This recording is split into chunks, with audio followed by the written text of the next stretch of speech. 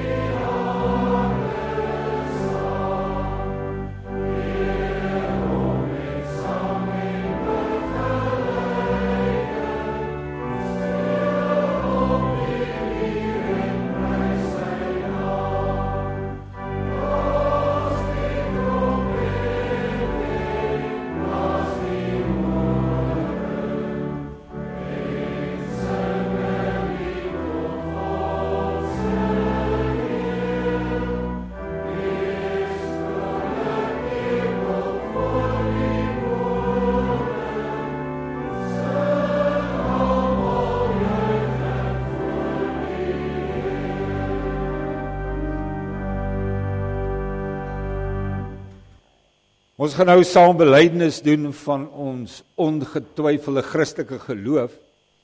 Dan direk daarna sing ons uit Skrifruiming 12:3 vers 1, 2 en 3. Ek glo in God die Vader, die Almagtige, die skepper van hemel en aarde. En ek glo in Jesus Christus, sy eniggebore Seun, ons Here, wat ontvang is van die Heilige Gees, gebore uit die maagd Maria, wat gelei het onder Pontius Pilatus, gekruisig is, gesterf het en begrawe is. Hy het die lyding van die hel ondergaan. Op die 3de dag het hy opgestaan uit die dood. Hy het opgevaar na die hemel. En sit aan die regterhand van God, die Almagtige Vader, waarvandaan hy sal kom, om die lewendes en die dooies te oordeel. Ek glo in die Heilige Gees. Ek glo aan 'n heilige, algemene Christelike kerk, dis die gemeenskap van die heiliges, die vergifnis van sondes, die opstanding van die liggaam en 'n ewige lewe.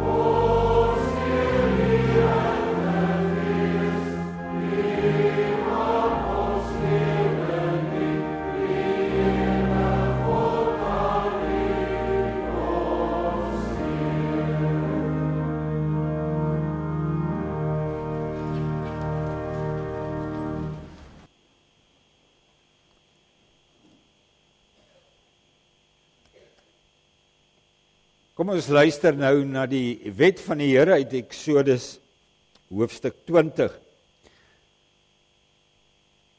Die woorde waarmee die Here sy wet begin is geweldig belangrik. Hy sê, ek is die Here jou God wat jou uit Egipte, uit die plek van slawerny bevry het. So kom die Here na Israel. Hy sê, ek is die God wat julle bevry het. Daarom moet julle my dien. Vandag sê die Here vir ons, ek het julle in Christus verlos. Ek is julle verlosser. Nou roep hy ons op om hom as sy kinders te dien. Kom ons luister hoe ons dit moet doen. Jy mag naas my geen ander gode hê nie. Jy mag nie vir jou 'n beeld of enige afbeelding maak van wat in die hemel daarbo of op die aarde hieronder of in die water onder die aarde is nie. Jy mag hulle nie vereer of dien nie. Want ek die Here jou God is onverdeelde trou aan my. Ek reken kinders die sondes van hulle vaders toe, selfs tot in die 3de en die 4de geslag van die wat my haat. Maar ek betoon my liefde tot aan die 1000ste geslag van die wat my liefhet en my gebooie gehoorsaam. Jy mag die naam van die Here jou God nie misbruik nie, want die Here sal die een wat sy naam misbruik, nie ongestraf laat bly nie. Sorg dat jy die Sabbatdag heilig hou.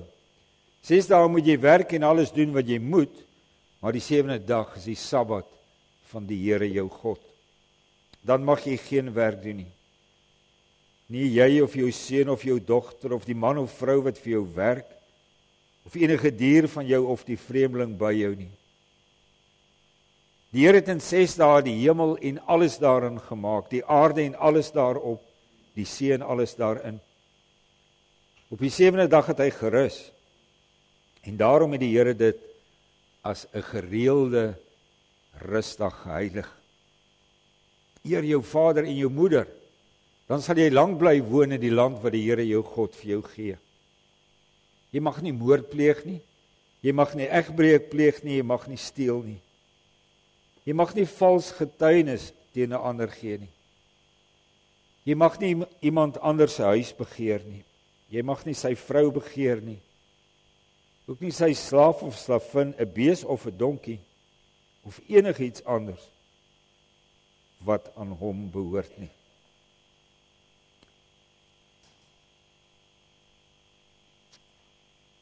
Die Here het beloof, broeders en susters, dat hy deur sy gees die harte van klip sal verwyder en dat hy aan ons 'n hart van vlees sal gee. Daarvoor het hy sy Heilige Gees gestuur wat in ons woon. Kom ons sing van hierdie ongelooflike belofte van die Here. Skrifbreiding 8:1 vers 1 en 2 en daarna bid ons saam.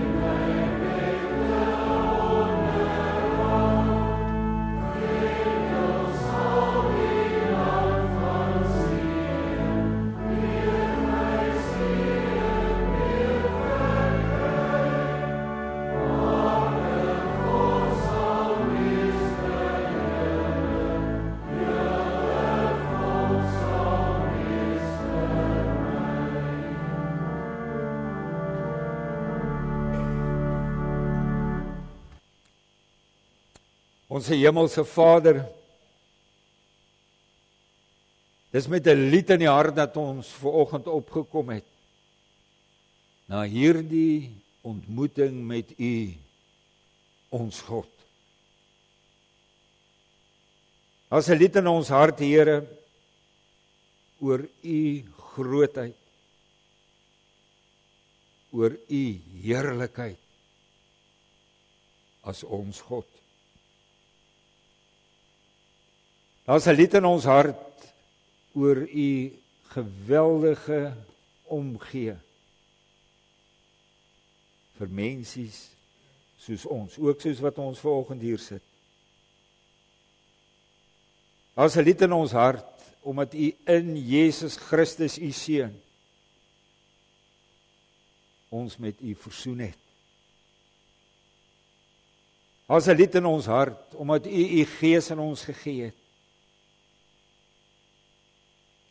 Die Gees wat die hart van klip verwyder en aan ons 'n hart van vlees gee. En daarom, Here, op hierdie dag, in hierdie samekoms, aan U al ons eer, aan U al ons dank, aan U kom toe al die aanbidding van ons lewe.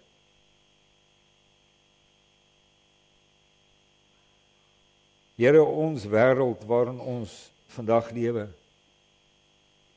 is so verskriklik deurmekaar.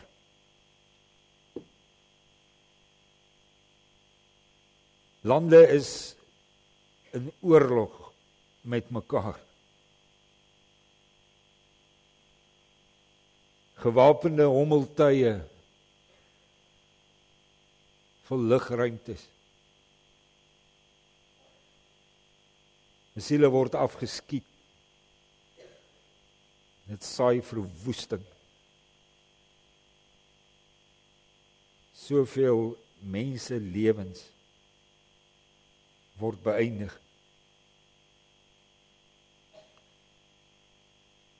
Hier naby ons is bende geweld weekliks. Mense, volwassenes en kinders se lewens. En baie mense is te bang om op straat te verskyn. Te bang om winkel toe te gaan.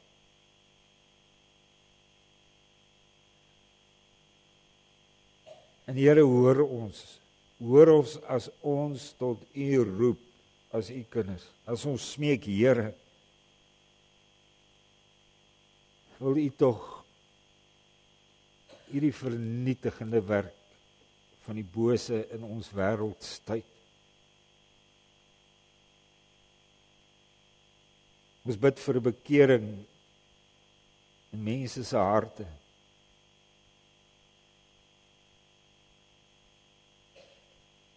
So dikwels is dit net 'n gejaag na eie belange.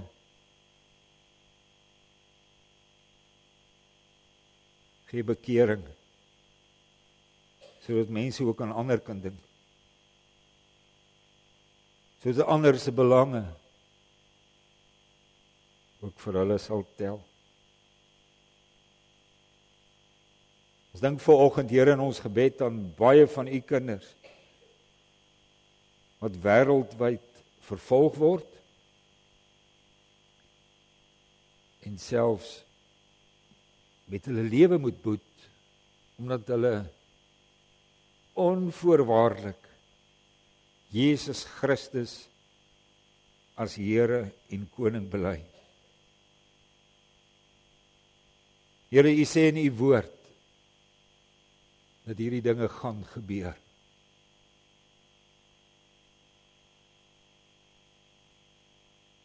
Dat ons as navolgers van Jesus Christus nie verbaas moet wees.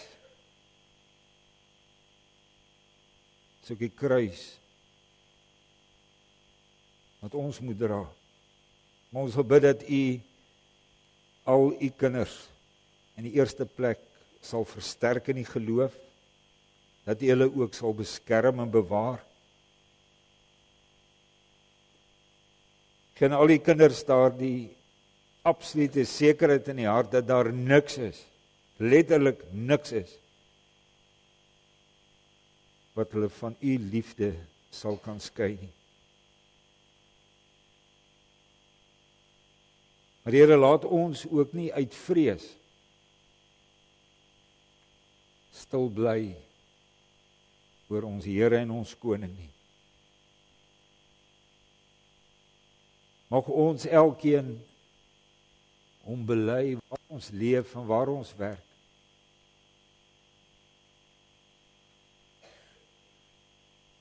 Wys ons lewe is deur Hom dat ons lewe. Ons bid vandag saam met mekaar vir al ons paas. Of ons nou al ouer is en of ons nog jong paas is. Here, ons paas leef ook in 'n tyd waarin hulle voor groot uitdagings staan.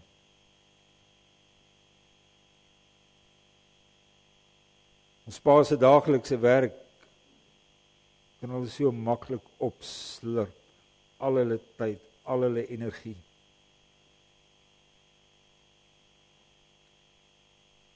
Dat ons paas sukkel om werklik geestelike leiers in hulle huise te wees. Mans vir hulle vrouens. Teenwoordige paas vir hulle kinders. En dankie dat ons saam met mekaar en dan so vir mekaar kan bid en ons wil bid dat U al ons paas sal bemagtig deur U Gees, sal lei deur U Gees, vir hulle wysheid sal gee. Hulle sal help om dinge te kan onderskei waarop dit werklik neerkom. Here, U die gesinne daar gestel. Dis vir U kosbaar. En ons wil saam bid, maak ons daar in ons kern gesond.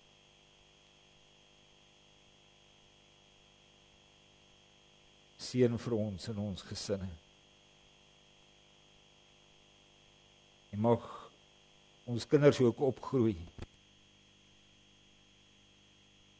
met paas en maas wat U liefhet. Wie se lewe hulle sien dat hulle U liefhet, dat hulle kan volg ook in hulle eie lewe. Ons bid vanoggend vir al ons lidmate wat baie ernstig siek is tuis, maar ook die in hospitale. Dankie Here dat ons vanoggend vir Peer en Hester en hulle dogters letterlik in U Vaderhande kan kom plaas en bid dat U genadig teenoor hulle sal wees. Dat U alle behandeling sal seën. En dat hulle ook as gesin sterk in die geloof sal staan. U weet dat U 'n God is wat saam met ons loop.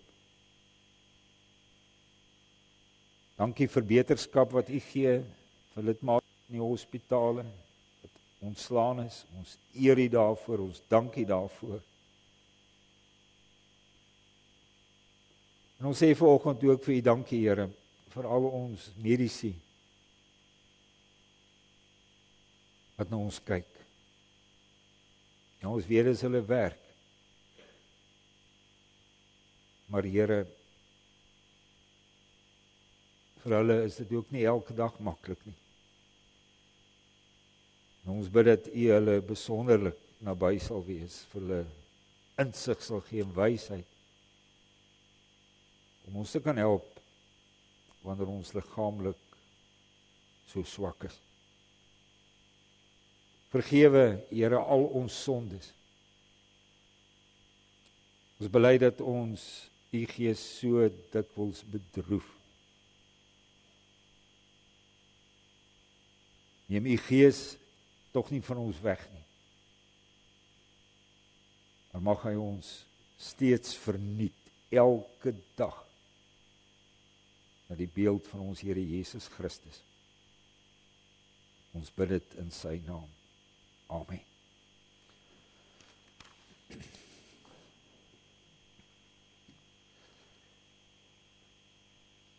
Kom ons lees saam, broeders en susters, uit Efesiërs 5, vanaf vers 15 tot 33. Wat ek net vir u sê, dit lyk vir ons of die projeksie se beelde nie lekker deurkom vanoggend nie. Dus jy moet maar net bietjie geduld hê saam met ons. Efesiërs 5, ons lees vanaf vers 15 tot 33. Paulus skryf hier: wees baie versigtig hoe julle lewe, en nie soos onverstandige mense nie, maar soos verstandiges. Maak die beste gebruik van elke geleentheid, want ons lewe in 'n goddelose tyd. Moet daarom nie onverstandig optree nie, maar probeer te wete kom wat die Here wil dat julle moet doen. Moet julle nie aan drank te buite gaan nie. Daarmee gaan losbandigheid gepaard. Nee, laat die Gees julle vervul en sing onder mekaar psalms, lofgesange en ander geestelike liedere. Sing met julle hele hart tot eer van die Here. Dank God die Vader altyd oor alles in die naam van die Here Jesus Christus.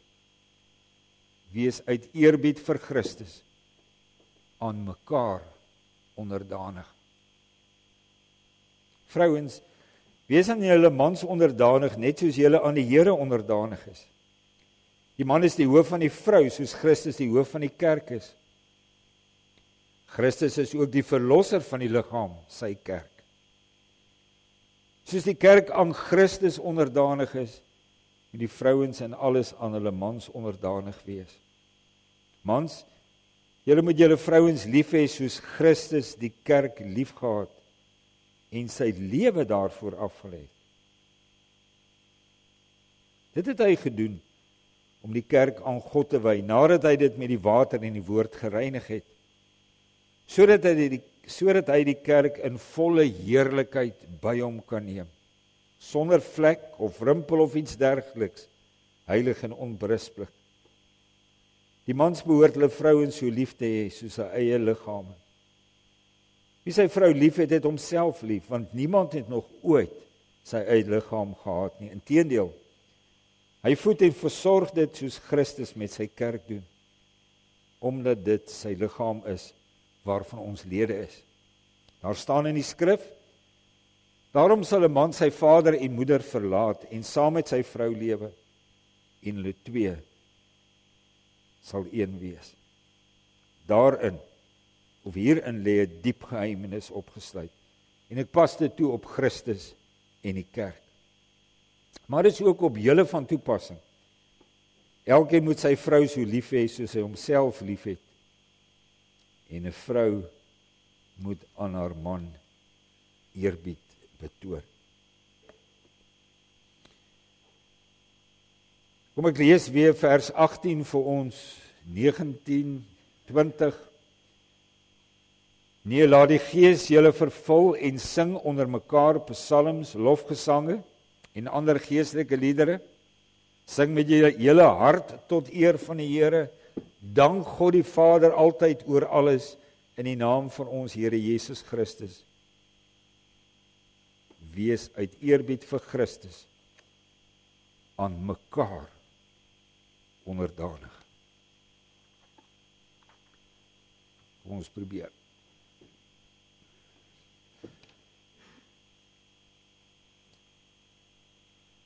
Laat die Gees julle vervul. Nou dit, my liewe broeders en susters, is 'n opdrag van die Here aan my en aan jou. Ons kan sê, dit is 'n heilige moed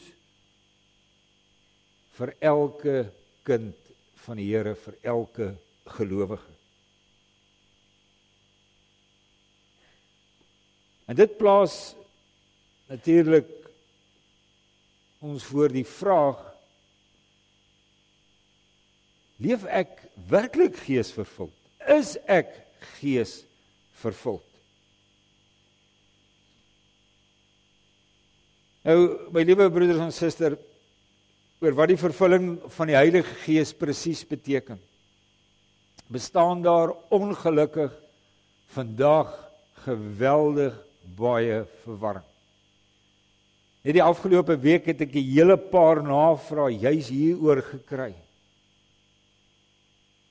oor die vervulling met die Heilige Gees. Beteken die vervulling van die Heilige Gees dat elkeen van ons 'n nuwe Pinkster, 'n nuwe uitstorting van die Heilige Gees moet beleef? Ek praat van ons as gelowiges. Die antwoord daarop is nee. Kyk net vir 'n oomblik aan wie Paulus hierdie brief aan die Efesiërs rig. Kyk 'n bietjie aan wie is hierdie mense aan wie hy die opdrag gee om gees vervuld te wees. Weet jy, in hoofstuk 1 van Efesiërs beskryf hy eintlik hierdie gelowiges so pragtig. Kom ons kyk daarna. Hulle is mense wat volgens hoofstuk 1 deur God in Christus uitverkies is tot 'n heilige en onberisplike lewe. So staan dit daar. En dan gaan hy voort. Hy rig hierdie opdrag aan mense wat hoofstuk 1 sê, wat deur die bloed van Christus verlos is.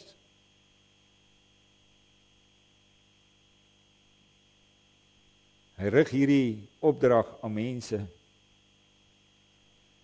Nou moet ons goed daarop let wat Paulus sê. Hy sê, julle is mense wat deur die Heilige Gees as eiendom van God beseël is.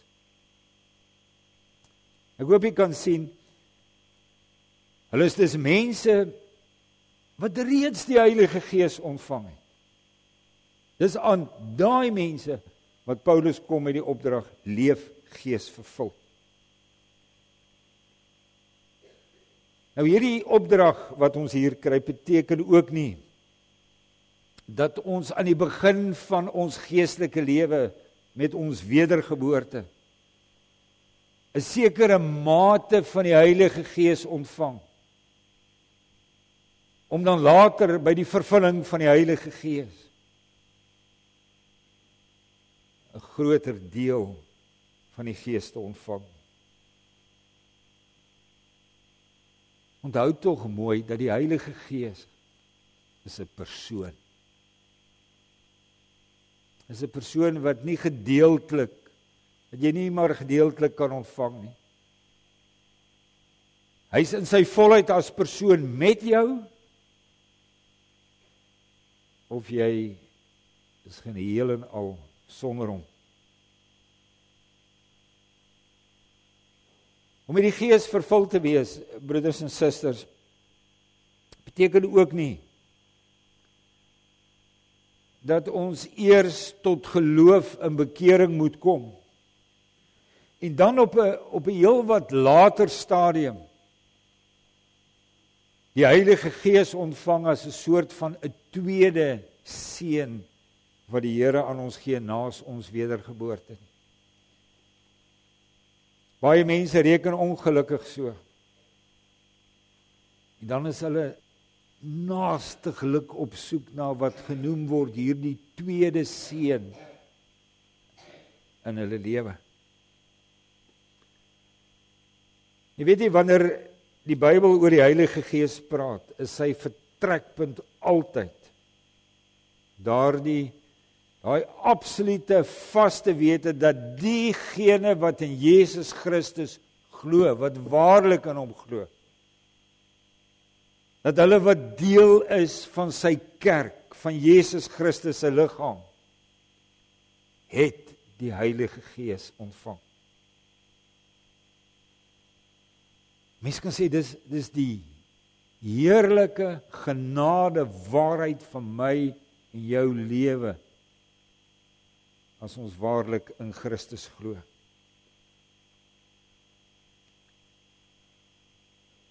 Maar die vraag bly, of ons werklik gees vervuld lewe. Nou wat beteken dit om met die Gees vervuld te wees? Ek gaan eers probeer, broeders en susters, om dit baie kort, baie eenvoudig vir u te sê, wat beteken dit om vervuld te wees met die Gees? 'n Mens kan sê dit beteken om geheel en al onder die gesag van die Heilige Gees te lewe. Met ander woorde, hy het die seggenskap oor wat ek doen en wat ek sê, oor alles. Dis om geheel en al beheers te word, maar ook gelei te word deur die Heilige Gees. Weet jy, Paulus beklemtoon hierdie gedagte geweldig sterk, en hy doen dit op 'n baie interessante manier in Efesiërs. In vers 18 noem Paulus wyn, drank en die Heilige Gees in een asem. Hy sê, moet julle nie aan drank te buite gaan nie. Praat hy daaroor. En dan staan daar, nee, laat die Gees julle vervul. Dit is tog 'n merkwaardige teestelling, nie waar nie? Waarom noem hy hierdie twee in dieselfde asem?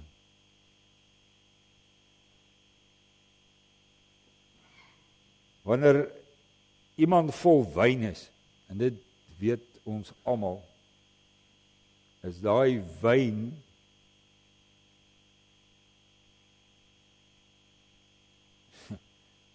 is hy in staat om beheer oor jou lewe te neem.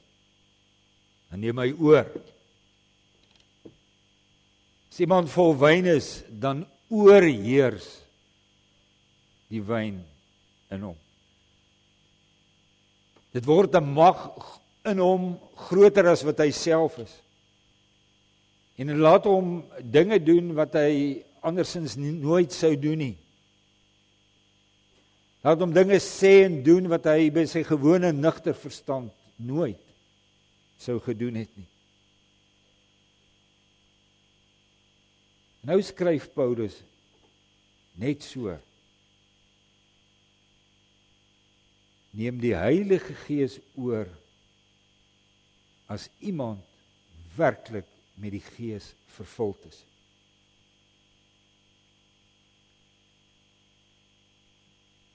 Die Heilige Gees beheers ons dan totaal en al.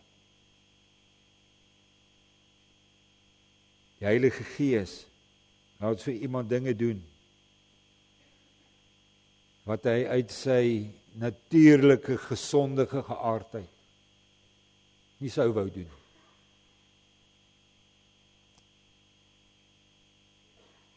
Laat hom totaal anders optree. Om met die Gees vervul te wees, kan ons sê, beteken dat jou hele lewe, en kom ons sê jou diepste begeertes, jou wense, jou intiemste verlangens, jou gedagtes, jou woorde, jou werke, dat alles regeer word deur die Heilige Gees. En weet jy, broeders en susters, dit is vir hierdie vervulling deur die Gees,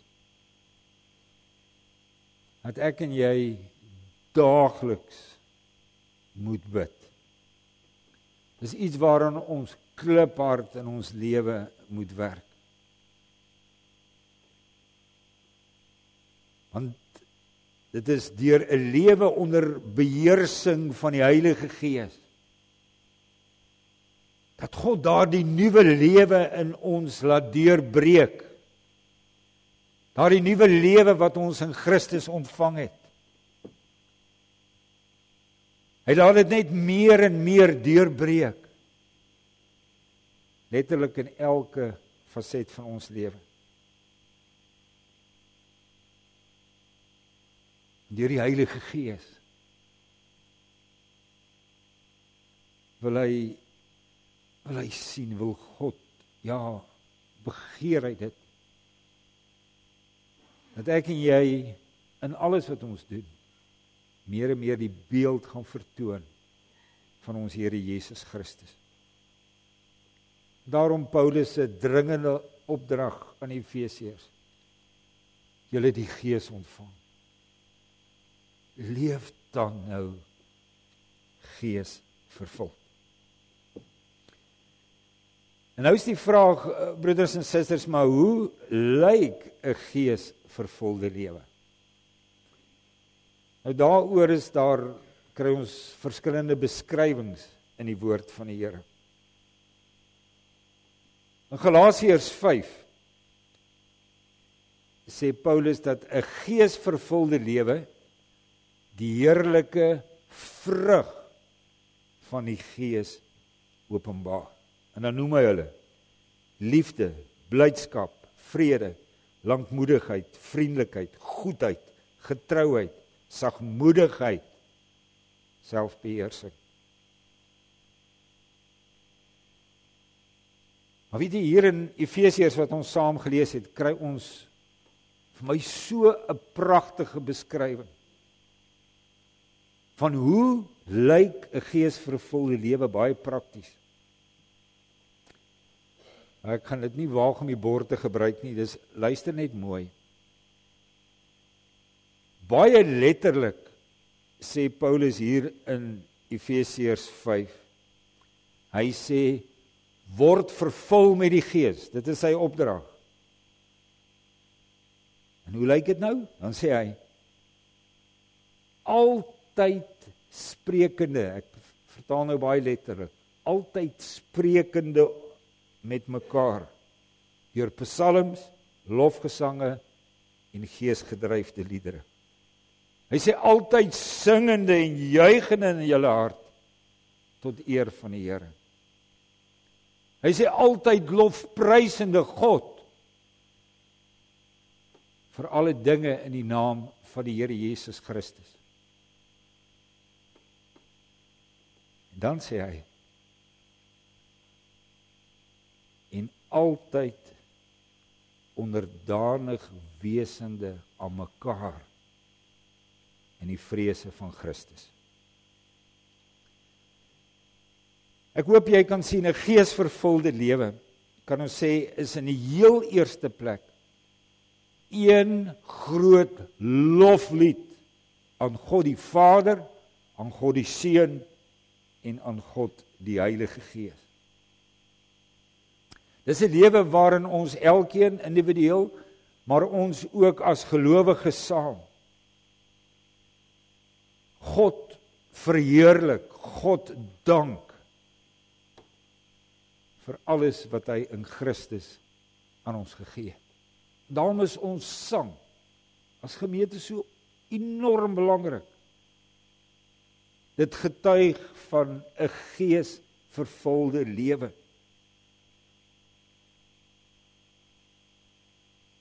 Maar ons kan sê, as Paulus so praat oor die loflied wat ons aan God moet bring, dan kan 'n mens amper sê, die slotakkoord van hierdie loflied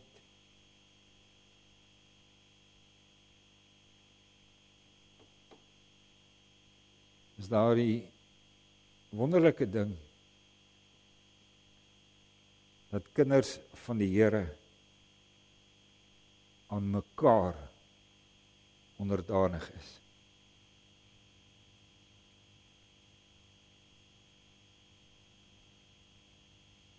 Die Gees van die Here openbaar hom daai wonderlike onderlinge gees van onderdanigheid aan mekaar. In Filippense 2 raak Paulus baie prakties oor hierdie onderdanig wees aan mekaar. Hy sê dat ons dan nie uit selfsug en eersug handel nie, maar in nederigheid die ander hoër ag as ek self. Hy skryf in Filippense 2, hy sê, Daar word dan nie net aan my eie belange gedink nie.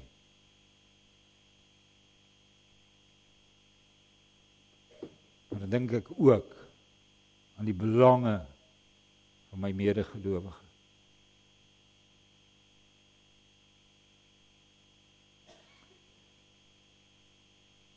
Dan is dit so opmerklik met Paulus in Efesiërs 5 en 6. Dat hy dan sê, as dit gebeur in mense se lewens, as mense aan mekaar onderdanig is in erkentlikheid van die Here, dan sê Paulus, en ons het dit saam gelees, hy sê, dan kom daar gelukkige huwelike.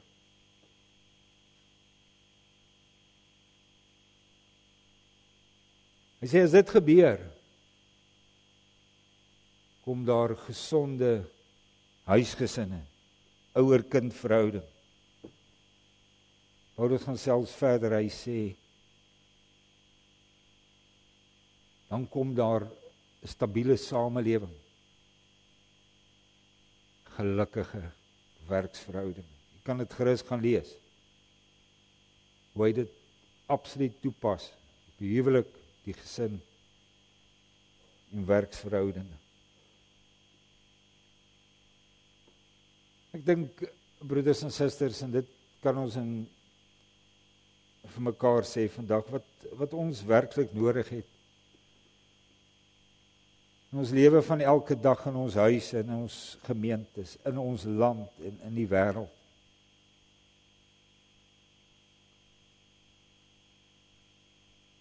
Ons geesvervulde mense.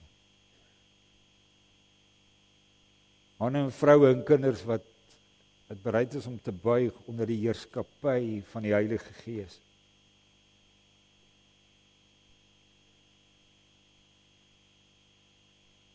En daar net die antwoord vir baie van ons probleme.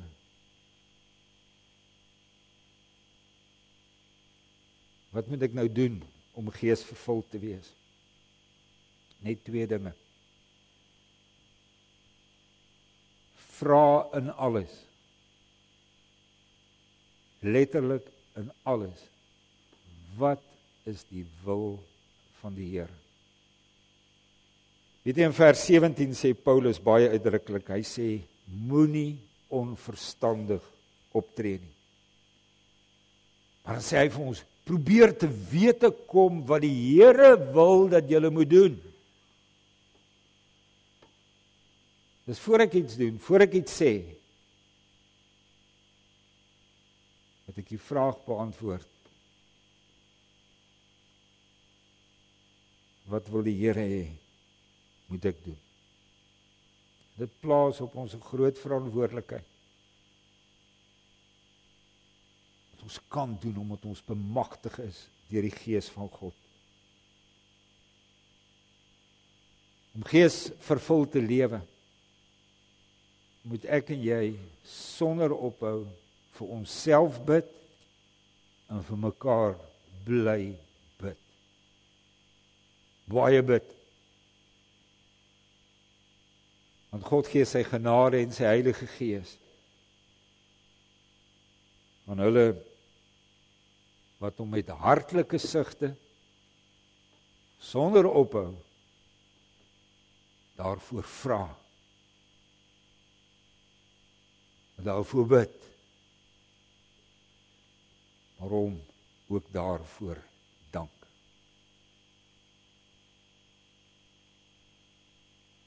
Julle het die Heilige Gees ontvang.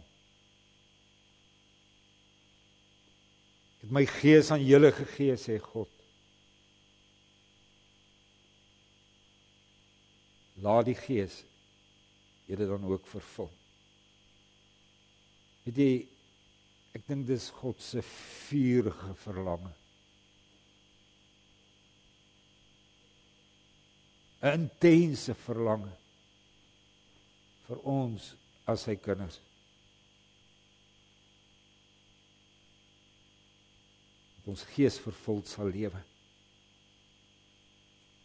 Maar dit bly ook ons verantwoordelikheid elke dag. Ons kan, want in ons woon God se Gees. Amen. Kom ons sing as gebed, Skrifpruiming 15:1, al 4 die verse. Dit is ons gebed en daarna sal ek weer voorgaan.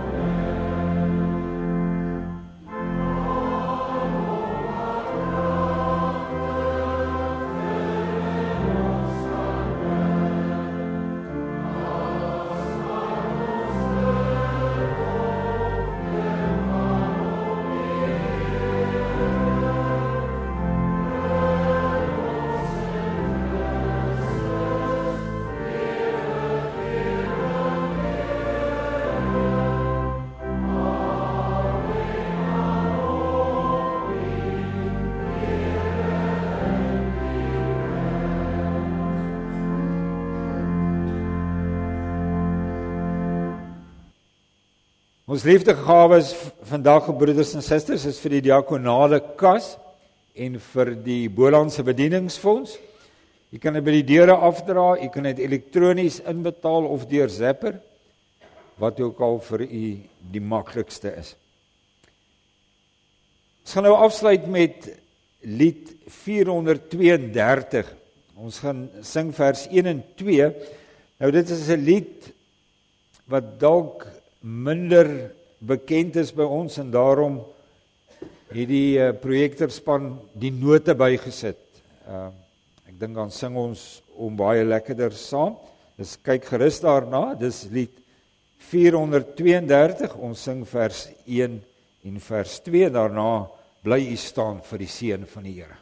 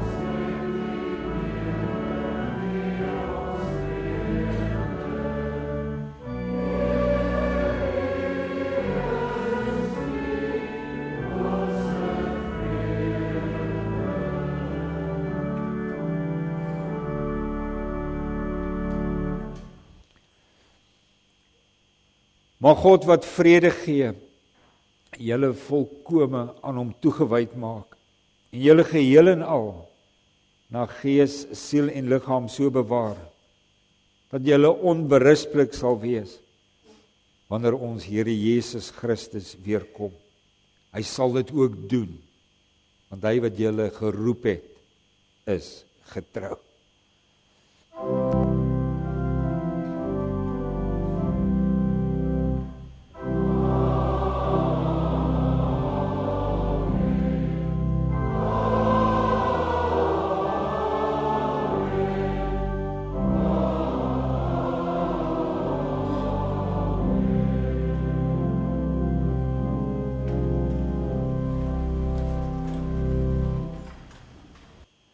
Ons het net 'n paar afkondigings, broeders en susters. Daar's vanoggend nou nie katekisasie nie, dit is vanweë die lang naweek. Eerskomende donderdag aand is die 7de byeenkoms van ons Grief Share ondersteuningsgroep. Baie welkom, 6:00 die aand hier in die kerkgebou. En dan moet u mooi hoor, volgende Sondag aand, volgende week Sondag aand, het ons 'n groot lofsangdiens hier in ons kerkgebou. Bring familie saam, bring vriende saam. Die hele bedoeling is dat ons, soos wat Paulus skryf aan die Efesiërs, sing julle dank, julle lof aan die Here uit. En kom ons doen dit almal saam. Ek dink die Here roep ons daartoe, dit is volgende Sondag aand, dan hier om 6:00 die aand hier in ons kerkgebou. En vir al ons paas, 'n baie mooi Vadersdag. Christie het net nou in die konsistorie so mooi gebid vir al ons paas. Mag die Here ons paas seën ook vandag. En dan vra ek dat Lisa Luke net vorentoe kom. Sy gaan praat oor die Vierhoutjie Bybelprojek. Goed, dankie Dou. Dou sê dat Dr. Frans, ons emeritus nie goed gaan met hom nie, dat hy baie pyn het op hierdie stadium. Dankie Dou. Lisa, jy's welkom, vertel ons. Okay. Goeiemôre gemeente. Dit is my voorreg om vir julle terugvoer te gee oor die laerskooljeug se fondsinsameling om Bybels te versprei. 2 Sondae gelede was ons by Stellenbosch gemeente en ook daar Bybels uitgedeel en meer van die projek vertel. Ons het altesaam by al 2 kerke R50.800 ingesamel, waarvan R19.800 kontant was en die ander R31.000 ge-EFT was. Vanaf 24 Junie gaan daar 6.000 Bybels in Zambië in verskillende tale uitgedeel word. Ons vra dat julle bid dat die Bybels by die regte mense sal uitkom. Alle eer aan die Here wat die projek so geseën het. En baie dankie vir elkeen se bydrae. Ek sluit nou af met Jesaja 55 vers 8 tot 11. My gedagtes is nie julle gedagtes nie, en julle optrede nie soos myne nie, sê die Here. Soos die hemel hoër is as die aarde, so is my optrede verhewe bo julle optrede, en my gedagtes bo julle gedagtes. Die reën en die sneeu kom uit die hemel uit, en dit gaan nie daarheen terug nie, maar deurweek die aarde en laat die plante bot en vrugte dra, sodat daar saad is om te saai en brood om te eet. So sal die woord wat uit my mond kom ook wees. Dit sal nie onverrigte sake na my toe keer nie, maar dit sal doen wat ek gedoen wil hê, en tot stand bring waarvoor ek dit gestuur het. Dankie. Ek wil vir Lisa en al die jong kinders wat so hard gewerk aan die Bybelplasingsprojek sê dankie. Hulle is vir ons 'n voorbeeld. Sê vir hulle ons sê dankie, hoor. Dankie Jetty.